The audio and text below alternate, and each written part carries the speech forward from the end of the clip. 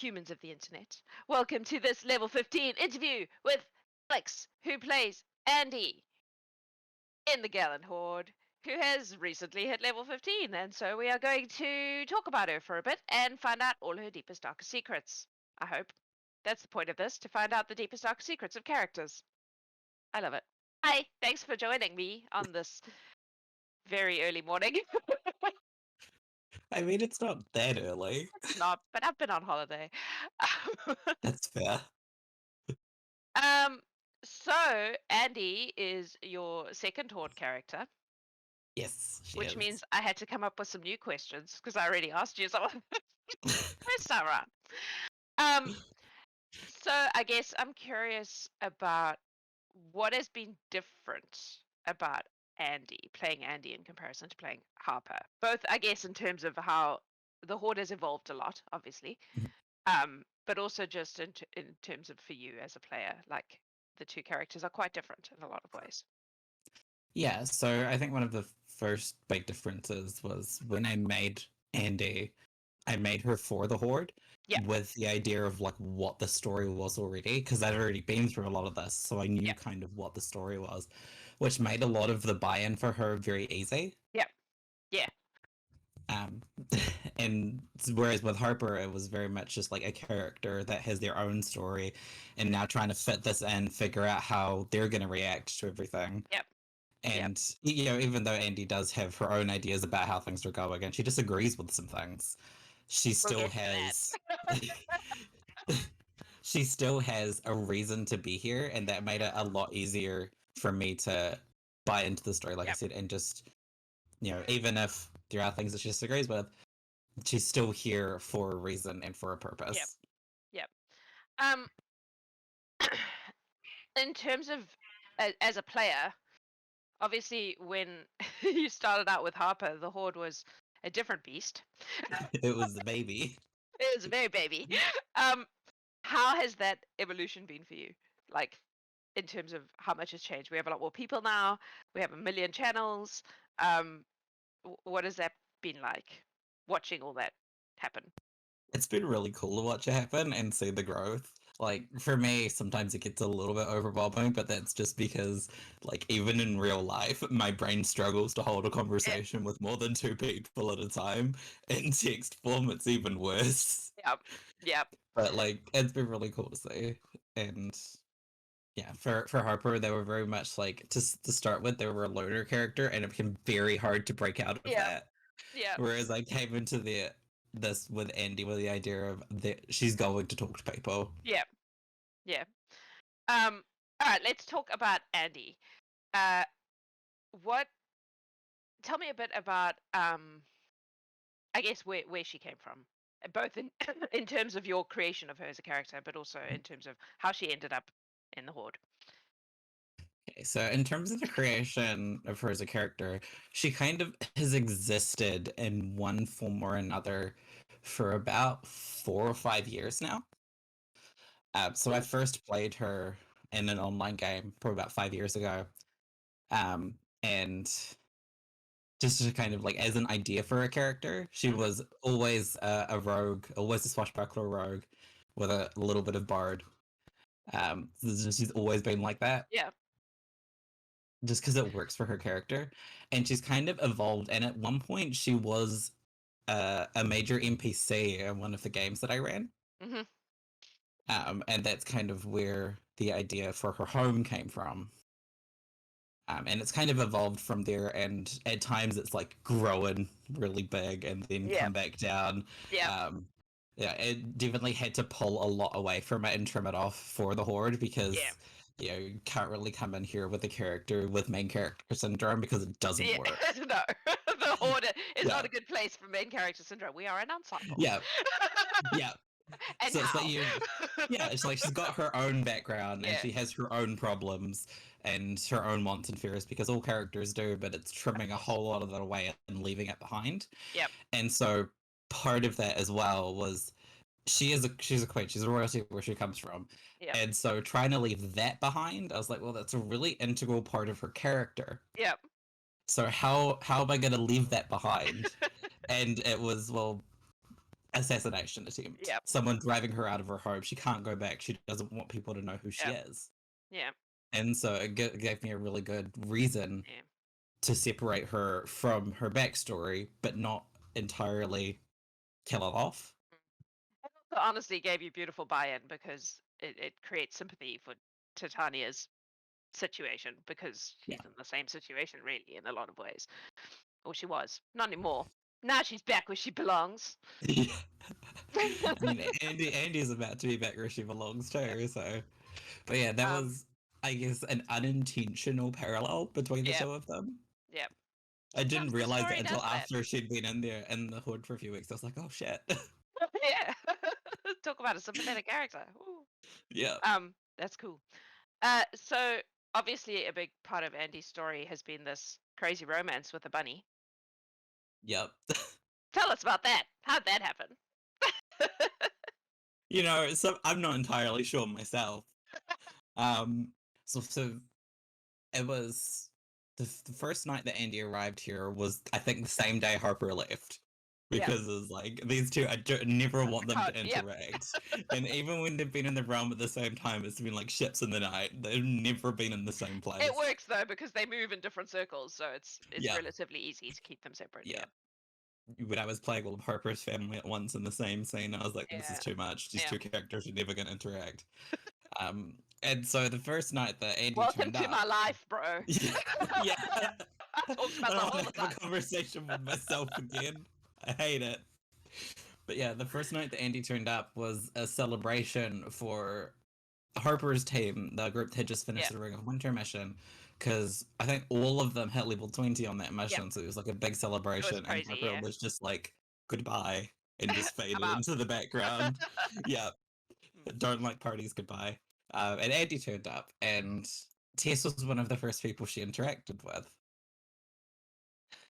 And so that was the first time that they met, and they just kind of were talking for a while on and off. They didn't really interact much for quite a while. And then it was the night where everything came to a head with Edith, I think it was, with the cursed necklace from the mission, where I think that was the one that Zen got feeble-minded on as well. It was a shit show, that mission. So good. I had so much story for that mission that never happened because they just killed the bad guy without talking to him. Anyway. The eternal curse of being a DM. DMing 101. Yep. Throw out those notes. Anyway, yep. No plan survives first contact with the party. No. I don't make plans anymore. I just make scenarios. Go, my pretties! Yeah, exactly. Here's a sandbox for you to play in. Sorry. Yeah, so in the days leading up to that, Andy had been getting more and more obsessed with figuring out what had happened at her home. And figuring out, like, not necessarily who, but how people had got in, because she just couldn't figure it out. Because it's not her strong point. She's, you know, she's not that intelligent in comparison to some of the other people in the Horde. Like, she's still pretty sharp. Yeah. But she's not, you know, it's not her strong point. And so she was getting very obsessed with it. And that all came to a head with this cursed necklace thing, this cursed amulet, because it tried to take over Andie. Because she was the closest person, and I think I rolled a 1 on the save because the dice just want to tell a story. Yep. And so she was, in her mind, is like, she's not one to grab at power, but it could help her get her home back. Yeah. Because it's not, at that point, like, it wasn't about her; it was about protecting people. Yep. But no one really knew that. The only people that kind of knew about that were, I think, at that point, Tess and Zen, because they were the only ones that had seen the maps that she was working on. Yeah. And so everyone else stopped her. She freaked out after it had all gone and ran. And Tess followed her. And then they ended up talking, going back to Tess's place and talking more there. And I remember messaging Kat being like, what is happening? Am I being flirted with? I don't know. It was so funny. They were laughing at me as I was trying to figure out what was happening. Because my brain doesn't do that kind of social cues. Nobody actually knows how it works. Some people are just better at faking it than others. That's what I think. Yeah. I was like, I don't know what's happening. Am I reading the situation correctly? Oh wow, that's funny. Yep, Tess is a very this is direct really funny. character though. Like Tess doesn't beat around the bush. So But at yeah. that point, she was. It was like very indirect, and I think Andie came out and just asked her Yeah. like straight up, like, Like, "What is yeah, this?" what are you doing? It Oh was wow. because I couldn't figure it out, and I was Mm. like, "Fuck it."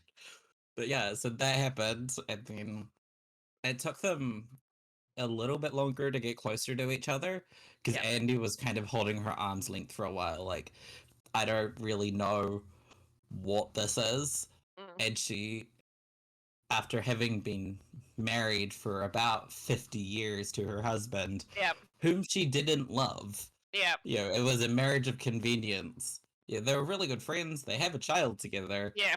But she didn't love him, Yeah. and she didn't think that she was able to love people Mm. because she'd never had that before. And then this whole thing with TS was very new and scary to her.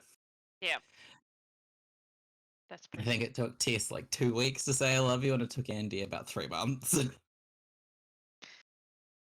I mean, yeah, and that happens though. yeah, That happens I in mean, real like, life even. yeah, in the grand scheme of things, that's also not a very long That's not a time. long But time. in no, but in terms of like the Horde where things Horde move very time. quickly, yeah, Yeah. Yep. It's like summer camp. Summer pretty camp is much. like yeah. Summer camp, but with monsters, Yeah. basically. Ah, so Bandcamp. I wouldn't know. I never went to band camp. Wow. Okay, that was a distraction. Um, so tell us about Andy's daughter, because Andy's daughter was in hiding. We need to cover that, like, because Well, that yeah, would have been handled, but Jax has been having a holiday, so it hasn't been handled yet. But yeah, um, tell us about that. yeah. So Andie has a 8-year-old daughter. She is nearly 9, so she is very, very young for an elf. Hmm. Um, and yeah, so one of the first things that Andie did when she left her home was take her daughter and hide her Hmm. because she didn't know who who these assassins were Mm. after, whether they're after her, whether they're after her daughter, whether they're after both of them. Yeah. But it's like she can run, but she can't run with an 8-year-old Yeah. because after a while, that 8-year-old's gonna get really tired, really Yep. shitty, and it's just gonna be hard. Yeah. And so she took her into the Feywild, which in hindsight, Andie thought was a really stupid decision after she found out everything that was happening. We'll get to that. So Yep. she took her into the Feywild and She did left the best her. she could with the information she had. Yeah, Yeah. she took her into the Feywild and left her with a Fey that her family knew. So her father told her to find this person. Yep. And left her daughter with her. She didn't know her at all, but trusted her father. Yep. Um, and in the finale, that Hmm. Fae was there, which Hmm. threw Andie quite a lot. Yep. That was fun. Hmm. That was really funny because you messaged me and you were like, just so you know, Andy doesn't know if this person's an archfey, so that's going to come up. And I was like, oh, well, obviously the answer is yes then, because that's much more interesting as a story. That's fair, yeah. Because I don't think Yep. you'd remember, but I remember telling you right at the beginning Yep. when I brought her in, it's like Andie knows nothing about this Fae other Yep. than her name. Yep. So good. Anyway, please continue. Yeah. Um. So yeah, her daughter Effie, Ophelia, has been there since Andie left. And Andie doesn't know how long it's been Hmm. because she's aware of the time difference in the Hey, Feywild. shenanigans. Yeah. Yeah. So she Yep. has no idea how long she's been away from her daughter. She actually doesn't know how long it's been since she left her home either. She knows how long it's been since she exited the Feywild, Yeah. Yeah. but she was in the Feywild for at least 4 days Mm. Which could be because 3 minutes or 500 years. I Because, mean, she knows it wasn't too long because she knows that her friends and family are still yeah. alive, Yeah, that's true. but she has no idea whether it was actually 4 days or whether it was weeks, months, or whether it was Yeah. several minutes. Did she know when she came to the Horde that she was coming to Titania? No. I don't know. So she just so tell me how she ended up in the Horde then. So she was running. So the first thing she'd done was take her daughter to the Feywild, and then she stayed there for another day or so to recover because she didn't stop. Yeah. From when she left her home to when she got there, and it took her a few days. So she was half dead. Yeah. By the time she got there, and then when she'd recovered enough, still with probably a couple of levels of exhaustion, she left.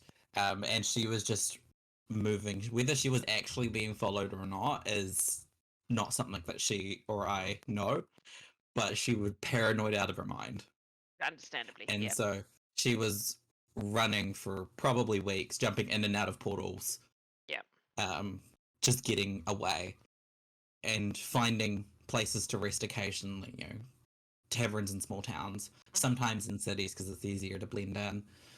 And she was looking for somewhere to hide.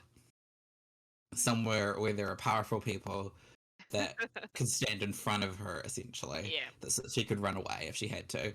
That was what she was going for. Mm. It's probably not her proudest moment, but she had to stay alive. Yeah. And so that was where she came to the Horde. Yeah, it was trying to find somewhere, and an adventurers guild is as good as place as any to find powerful people to stand behind. And then she showed up, and the person standing in front of her is the Summer Queen. Yeah, whom she recognized. Yeah, because she would. Yeah. So yeah, it was like, obviously I knew that that's what was happening. Yeah. As like my character is not actively seeking out the Summer Queen because she knows that Summer's been gone for a while because there is shit happening. So tell me about the reaction to that moment of like, oh shit, check it out, Queen of the Fae. It was kind of two things. It was very much like, oh, thank God, because this is a place where I will be safe. Yep. One of the things that she's most worried about at that point was her own safety. Yep. And so, the Queen of Summer is a powerful archfey. Yeah. They're a good person to hide behind, yeah. Exactly. And then the other part of that was, why is she here? Like, not necessarily in a bad way, but like, what has happened? What is going on? Yep. Yeah. Okay, let's talk about Zenashi. Yeah. That whole situation. Yeah.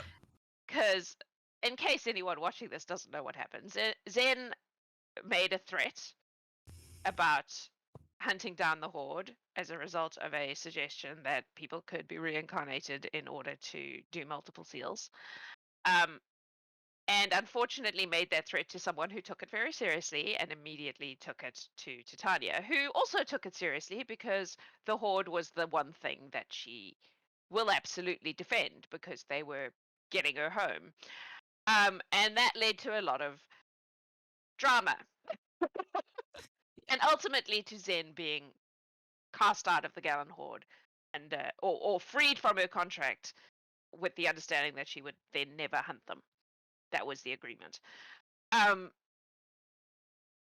And because of the nature of the thing, Titania called into question everybody in Zen's household and made them choose a side, basically.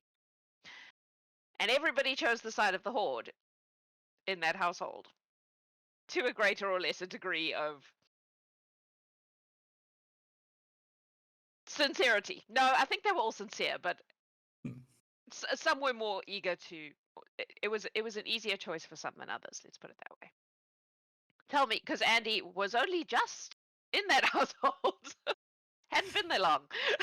I think it was maybe a month after she and Chris got together. Yeah. And so she was kind of like adjacent to it. She hadn't really interacted with a lot of them much, and she's like, "What the fuck have I done?" Yeah. One of the things that she really disliked about that, and I think she told it to Titania's face, was, you dragged us out in front of everyone and made a show of it. And she, in her mind, if someone is doing something wrong like that, dragging them out in front of everyone and making a show of it only works if you're trying to make an example of them. Yep. And even if you're doing that, you should talk to the other people involved first, because she had no idea this was coming. I think a couple of them did, or they had some kind of inkling that Zen had been talking Yeah, about it. But yeah, Andie was on the outside, and I think yeah. Didn't have any idea either. The two of them were totally blindsided. Mm. It's so interesting that that was what people interpreted that as, because that wasn't her intention at all. But that happens a lot with Susannia. Yeah, People see actions and attribute motives, and she's like, "Wait, what? No, that wasn't the point." Um, but yeah, and part of that for Andie is if she's dragging someone out in front of everyone, she's making an example of them. yeah, That's what she would do, and it's like, well, this is what I'm seeing it as. Even yeah, if you didn't intend that, that's the message it's sending to me. yep, yep. It was an interesting day. Yeah, yeah, Uh, and I think even so, Andie declared her loyalty by saying the same thing that she's always said, which is that House Sunspear stands with the Summer Queen. mhm, And she was really angry about it too. mm, Um, but the thing is that regardless of how she felt about the situation and how it was all handled, she still was loyal. yeah, But it was the anger was how she felt about how it was handled, yeah, and she made that clear to Tanya behind closed doors. yep. Because I It think was, she said that multiple times to multiple people is that if I have a problem with someone, I will deal with it behind closed doors yeah, because no one needs to see my anger. yep. It was interesting because a big part of the logic behind that was how often she had been criticized for doing things behind closed doors. So she was like, Yeah. okay, we'll do it the other way then. And then people hated that too. So she was like, fuck you guys, I'm going to do whatever the fuck I want because I'm the fucking summer queen. Yeah, well, the thing is that you're in a position of power like that you can't win. No, exactly. There's always going Yeah. to be someone who, yeah. But it was very much a case of wanting to make sure that anyone who wanted to know what had happened could know what had happened, and it wouldn't be hearsay. It would be like if you could have been there if you wanted. So that was what she was going for. It wasn't. She didn't give a shit about the example. She was like, people keep saying I'm doing things behind their backs, so we'll do it right in front of their eyes. Yeah. One of the reasons why it was also really difficult for Andie was because she was still hiding a lot of things at that point. Yeah. Yeah. And so Titania's dragging her out in front of everyone and asking her to declare her loyalty. She's like, how can I do this Yeah. without exposing who I am? Yeah. Because I believe at that point, even the Blesseds didn't know who she Yeah. was. Because she didn't tell them until much later. So I think Tess was the only person who knew at that point. Tess, Yeah. and then obviously Gur and Titania knew. Yeah. Yeah. But I Oh, don't it think was she'd even such an told the council at that point either. yeah. It was such an interesting day. It was so much fun. It was very So stressful. much fun. I love it. Yeah, I love those it was story modes. really good story, Joes. So good. Um. Okay. Have I missed any major Andy plot points? I don't think I have. Those are the main things. Oh wait, there's that little vengeance thing that's Yeah, that going on. one. Let's talk about the That little vengeance one. thing. Yeah. So Seal, what was it? Six? Seal Seal 6, yeah. six. Each of the team members took an oath of vengeance in order to achieve their mission. Tell us about Andy's oath of vengeance. Yeah, so when Andie was, so she's just had her birthday, so she's 120. So when she was about 70-ish, 75, her mom disappeared. And so she's still technically a child by elven standards. Yep. And so she hasn't had the drawing of the veil, which is when they stop dreaming. Mhm. Well, most elves stop dreaming. She sometimes chooses to sleep, in which case she can dream. Yep. But most elves don't do that. And so she was, 75. She's still a child by elven standards, and now she's queen. Yep. She's lost her mom. Yep. The queen is dead, long live the queen, sort of thing. Mhm. She's lost her mom, but she still has to be this pinnacle of, restraint and grace while she's grieving her mom, trying to figure out what's going on. And her father is pretty much not there for her because he's also grieving and throwing himself into trying to find her mom because he doesn't believe that she's dead. But Andie has decided that if she hasn't come home, because it's been probably about a year that they waited, because sometimes, on Elven timescales, a year is not really that long. Yeah. But after a year, she's not come home. She has to figure something out. She has to get some kind of closure to move on with her life. Um, and so, but she's kind of never really given up the thought that her mum would have come home if she could. So clearly something was stopping her. And so that's what that vengeance was about, was someone stopped my mum from coming home. I will find them and I will end them. And That's then interesting. later on she found out that her mom is still alive. And she doesn't know what to do with that information. I'm so evil. It's amusing though. And one of the other things that was really difficult about that situation as well with all the vengeance was it didn't affect Andie as much in the anger way because she's done that before. Yeah. She's lived through that. She's grieved this process. It's undone a lot of that healing. Yeah. But she knows how to handle that anger. Yeah. It's sadness for her. Yeah. It's a lot of just deep-seated grief. And that compiled with Tessa's anger at the situation and how she went off with after that, and basically disappeared for a couple of days into the grove when Andie needed her a lot. That was really hard for her. I love how Dave played Tess in that situation because it was so absolutely beautiful. Like Tess is obviously a paladin of a god who is all about redemption and forgiveness and all that good shit, and then Tess is put into this position where she has to make a vow of vengeance in order to achieve what she's been sent to do. It was, and I was aware of it because I knew it was coming, and I was like, out of everyone on this mission, this is gonna, like, Tess is gonna be the one that is the most. And Dave just played it. He just leaned in. It was so great. It was such a great moment. It was good. I remember after, like, during that, I was kind of thinking to myself, is this what does them in? Oh, yeah. Yeah, split them up, because if... It could have. It came really close, I think. Because I was talking to Kat about it at the time, and I was like, if this goes too much further, Andie's going to walk away because she can't handle that. Yeah. Oh, such good story juice. Nom, nom, nom, nom. She gave it one more chance, and she went to Fianna. So specifically to Fianna, but pulled in Hayden and Garen as well, and they helped bring kind of Tess back down a little bit. And things aren't normal, and they won't be until both of them have finished what they need to do. Yeah. But they've kind of reset it, and they've found a new normal for now. Yeah. I was very proud of that.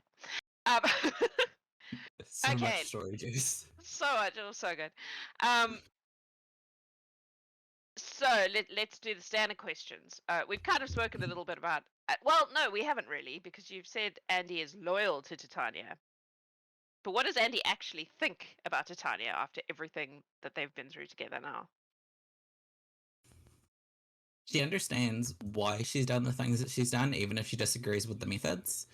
And I think part of that is because, Andie said it before to Titania when, in the aftermath of Zen, is, about law and about how the laws of the land will punish people. It is not her job to do that. It is not her job to exact vengeance on people. Yep. Which is funny given everything that's happened. But she's even said that in the aftermath of this vengeance to Tess as well, is that the people that, tried to assassinate her and her family have committed a crime, and they will be punished according to the law, which is the death penalty. But they should still be tried. Yeah. And even with that, it's going to be really interesting when it comes to her and her mom and all of that, and how that interacts with it. But it's very much a case of Titania does things that are outside of the way that she feels things should be handled. There's not a lot of process. And that's like... Yeah, that's like she's super a important. literal son, so she's an emotional creature. Yeah, Andie is an incredibly emotional person too, but she's had to work within a framework Yeah. within a framework of law for her entire life, and Mm. she's seen her mom have to do the same thing because she can't go around and do things willy-nilly because it undermines her authority. And so kind of seeing that happen Yeah. for someone else is like, okay, I disagree with this, but Mm. I can see the results it's getting, but that still doesn't mean that I don't disagree with it. Yeah. She follows laws. They're just very specific Fae Archfey Yeah. laws. Like she's very specifically follows the rules she has to follow. Yeah. But But yeah, only those ones, and only to the yeah, letter, but not to the spirit. yeah, because she's Fae as fuck. Yeah. Yeah. Yeah. What about Yeah. the Horde? Like into oh sorry, did you have more? As I said, one of the other things that I remember talking about was with Titania was right before everything kicked off with the finale. Titania asked Andie to stand next to her, but didn't tell her anything. Yep. And she said to her, "Well, I reserve the right to tell you you're a bitch afterwards if I disagree with it." Sunny was like, yeah, you can say what you want. I don't give a shit. Yeah, it's like I'm not gonna, because Titania needed her to stand with her, Yep. regardless of what happened, and she's Yep. like, "All right, I will do that, but if I disagree with anything, I'm gonna tell you about it." Yep. But not in the moment because I know, Yep. you're not telling me something, which means that it's fucking important. Yep. Which was the thing with Gur, obviously, was the thing that she was hiding Yeah. because she didn't want Oberon to know that that was a sneaky bait and switch. Yeah. And the thing is that I think Andie was the only one that went into that without a mind blank on as well. Oh. So she could have had her mind read. Yeah. Yeah. Yeah. Oh, so good. Okay, let's talk about the Horde. People Yeah. that obviously we've spoken about Tess plenty, but people that Andie is particularly close with, or trusts, or is, you know, thinks is So groovy. there'd probably be 3, 4 people. So Murky would be one of them because Murky was one of the first people that Andie talked to, Mhm. and just kind of got to know as on a very objective level as well. Mm. Because the two of them are often not really talking about themselves, but just about things that were happening and observations. And that was really good for her because, when she got there, she did not want to talk about herself at all. No. Yeah. And then Fiona was one of the first people that she really talked to on her own as well. Mm. And I remember that was in the aftermath of one of the drinking games, and she'd upset Fiona. And she didn't know what she'd done or why she'd done it and what she'd said wrong because she didn't know anything about her at the time. Yeah. And so she left her a note that said, "Look, I'm sorry if I upset you. I can see that I did. If you want to talk about it, you can come and find me. Otherwise, I'll leave you alone." I know kind of like what the topic was. Mm. And if you, I won't talk about it again while you're around. Yeah. And then, Fiona came and sought her out. And I think from what I recall as a player, Andie was one of the first people that she actually told who had asked about her past. Yeah. Because she'd only ever come out with it with people that she really trusted, but she Yeah. never really had talked to Andie before, but she just came out with it, which I thought was really interesting. Mm. And it was just kind of like that baseline level of trust that really helped that. Yep. And then the other one would be Garen. He's just how can you not love Garen? Garrett is quite a polarizing character, actually. There are people who Really? just don't. Yep. There's no what's the word I want? No one is neutral about Garen. Yeah. But yeah, it's is there anyone that Andie is like, fuck that person in particular? Andie really Or doesn't like dislike, Indigo. or see another polarizing character. Yeah. Yeah. It's Yeah. interesting because Like, you would think that Andie would understand Indigo better than most people do. I think Andie does understand Indigo, but Indigo said some really rude things to them. And just there was one, like, they were okay with them for a while, but there was just one instance where it was outside the throne room that Andie saw it as being mocked. Oh. And this was after Andie had told them and Arthur about her being a queen. Mm. And so Indigo referred to Andie as Your Highness in front of other people. Mm. And although other people might have seen it as just teasing, she's like, no, that is actually like a serious thing. Yeah. And you said that you wouldn't tell anyone. Yeah. Interesting. After that, Andie didn't really go near Indigo for a while. Yeah. Yeah. Wow. Anyone else? Does Andie have opinions on other people? There's a lot of Andie people does in the Horde. have, yeah, so there's a few people that Andie's kind of only heard about what they've done. And so one of them was Lon, with the instance on one of the really early missions about someone surrendering and then Yep. attacking them, and she was really annoyed about that. It's like she's seen that other people clearly trust him, and like maybe there's been something done there. She's never really had a conversation with him, so like she knows about that, and she's passed a little bit of judgment, but she's still, if she has a conversation with him, she'd put that aside and make her own judgments based on what she actually sees rather than by hearsay. Yeah.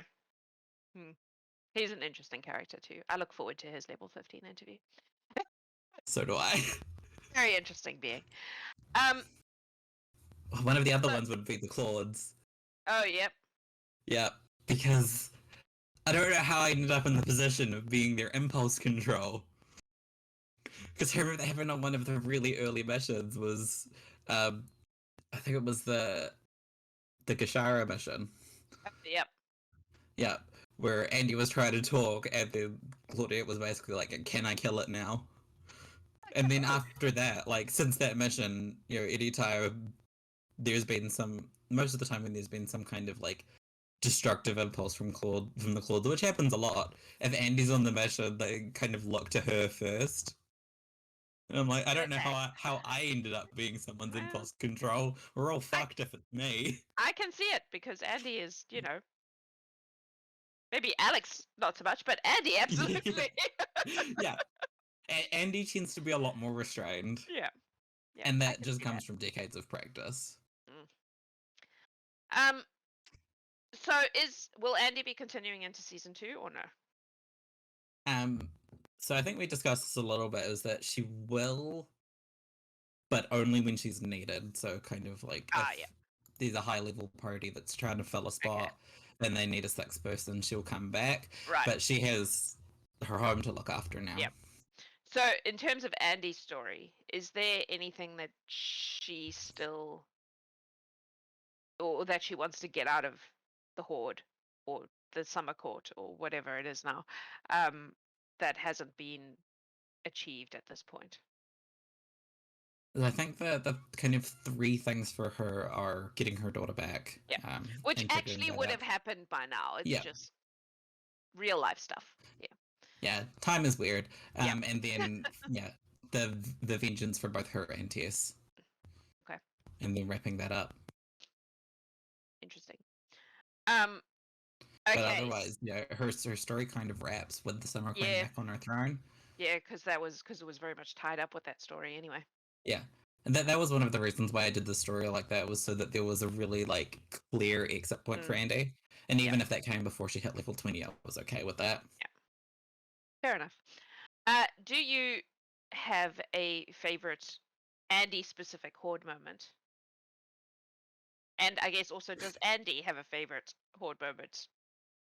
I do, and they're the same one. Oh wow, that almost never happens. Yeah. So it was the Great Race mission. Yep. Right at the end, because we'd entered with a bunch of like steeds and familiars and stuff, and some of them got fucking murdered by the goblin exploding things. And so we had to finish with the same number that we started with. And so Jackie's character Doris manages to bring the homunculus back, so that's 1, but then we've still got I think it was, what was it, the Claude's familiar, Brock and Brock were the other ones. Yeah. So it was a giant eagle and a horn and a horse, Mm-hmm. and so Andy, as she's like as they're trying to race to the end because they're gonna get there because at that point I think Tessa disintegrated one of the druids on Oberon's team, Mm-hmm. so they're not gonna win because they can't Yep. get there. But it's like, can we actually win? And I remember at the time everyone else on the team, the players, being like, we're fucked. There's no way that we can do this. And I'm like, it's not over yet. It is not over until the curtain falls. And the curtain has not fallen yet. And so she came in with she had a lyre that let her cast summon construct. Mm-hmm. And so she cast that one, and then she takes one of her daggers and uses her, I think she cast fabricate, because from the lyre she could also cast it as an action rather than it needing the 10 minutes to cast. Yep. So she could do it as she was running, and turned the a dagger into like a little miniature statue. I can't remember exactly what it was, and which one was the familiar and which one was Brock. Um, There was but a it was moment, and I was like, "You are so full of shit." All right, roll persuasion. yeah, Fucking it Andy's was a persuasion deception is check. Yeah, she was so deception. Yeah. full of shit, Yeah. passing off with a construct and this little like basically knickknack Yeah. as the familiar and as Brock, and was like, well, this one just came back wrong. And then this one is like, it was like it's the magic item that creates a horse, I think is what that one was, and Yeah. then that was, other one was the familiar. Yeah. And I was like, I don't know what words are coming out of my mouth right now. I'm just lying through my teeth. It was so And I good. rolled really well. And then I was like, you know what, I'm going to use my Twitch inspiration anyway just to see if I roll better. And I did. I think I got like a 35 or something Yeah, it was high. ridiculous. And these Yeah. poor people were just like ordinary townsfolk who had accidentally come across this ridiculous item. And Yeah. so they were like, seems legit. I don't know. There were fucking fairies here 2 minutes ago. Like, what are we doing? Exactly. Yeah. It was good. Yeah. It's That like was great. That was a good Andy moment. is. Yeah, Andy can hold her own in combat relatively well, Yeah. but that's what she does. She's, she's a skilled monkey. A lot of rogues and bards are, and then Yeah. the combination of the rogue and the creation bard was just, well, some Yeah. of her skills are a bit nasty. Uh, Just in that manner that it's really hard for her to roll low, and so Yeah. that's the kind of shit that she does. yeah. Yeah, no, that was a good moment. I can see why it is both of your favorites. Most people are like, my favorite moment is this terrible traumatic thing that happened to my character. My character's favorite moment is something else. But no, Yeah, you get to have a good one for both. Yay. yeah, Um, because it was really funny and it shouldn't have it, worked. it was great. It was Yep. peak D&D. It shouldn't have worked, but the Yep. dice. And as well, like one of the other reasons it's my favorite moment is because everyone else was so sure that we were fucked, that it was over. Yeah. Yep. And I'm like, no, this is why you bring a bard. Bullshit. You bullshit your way Yep. to the finish line. Yeah. So good. What about missions? Do you have a favorite mission? Does Andy have a favorite mission? Are they the same? I think my favorite mission was probably for Andy would be the Groth mission, Oh, yep. because it was very much a case of it was, again, people didn't know what they could do. Yep. And it's like your skill sets are limited in this regard, and it's like, well, actually, I can help here. Yeah. And it's for me, it's very much those moments where I can help and I can do something that makes an impact. Yep. And so it was with that dryad having was like a vampire piece buried beneath her, and Yeah. so trying to help her and get it out, without hurting anyone, without hurting her, was a really difficult thing to do. But again, with that lyre that she bought from Yeah. Strat, she had the move earth spell. Yeah. And so she could just very carefully part it, and Pull it out. Cool. Is that both your answers? I think my favorite mission for Andy would have been the seal mission, because again, for the story juice that came out of it. Yeah. It was. I had a lot of fun with that one, I must admit. It was good. Okay. I know that you're moving behind the scenes a little bit with season 2. But is there anything about season 2 that you are particularly looking forward to? And again, I know we've been quite like about a lot of it up to now. We're going to start releasing tidbits soon, but given what you know. Yeah, I think I might have heard a bit more than some people given the conversation we had like a week or so ago. And also, I feel like Yeah. you. Oh wait, were you in that campaign, or did you join our home game afterwards? I was in the campaign for a few sessions before Yeah. things got So real. you've actually hung out in that world a little bit. Yes, Yeah. met Andie, and I remember Yeah. being very convinced that there was a 50% chance that the ocean was going to Oh, eat me that's right. because of, Yeah, because yeah, of the pond and that. Yep. Okay. Yep. yeah. Well, that water ate me, so there's like a 50% chance that the ocean will too. Yep. It It's a will, very because logical conclusion. turns out Umberlee's hanging out in that ocean, so it might. So she's not Anyway. wrong then. Yeah. Yeah, I think one of the things that I'm looking forward to the most about season 2 is seeing what happens, because like for season 1 it was a very directed story. This is where it goes, this is what we're trying to do. Yep. But from what I've heard about season 2, it seems much more open.